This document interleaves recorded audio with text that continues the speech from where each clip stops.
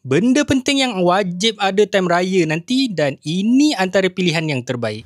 Jom aku review. So, inilah dia gun travel charger 65W daripada eSega. Sebuah charger yang terbaik dan sangat powerful. Korang boleh tengok sendiri dekat sini antara kehebatan yang ada dekat charger ni. Sangat protection. Dijamin selamat bila menggunakannya.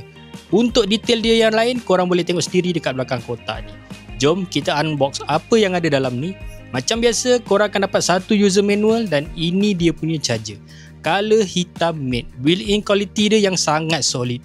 Berkapasiti 65W fast charging. Ada dua port USB dekat sini iaitu satu port USB-C support 65W dan port USB-A support 18W. Yang menariknya dekat sini tersedia built-in kabel Type-C. Ada magnet dekat kepala kabel ni so akan tersimpan cantik je dekat sini.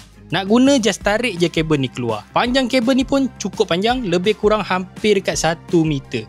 Nak simpan pun just tarik sikit kemudian lepaskan. So dia akan tersimpan cantik je dekat situ. Ini yang menarik dekat sini. Tak perlu nak bawa banyak kabel nanti. So tak adalah serabut kepala. Boleh guna 3 device serentak, mudah dan praktikal. Time raya nanti confirm charger ni paling berguna. Dan paling penting 100% original.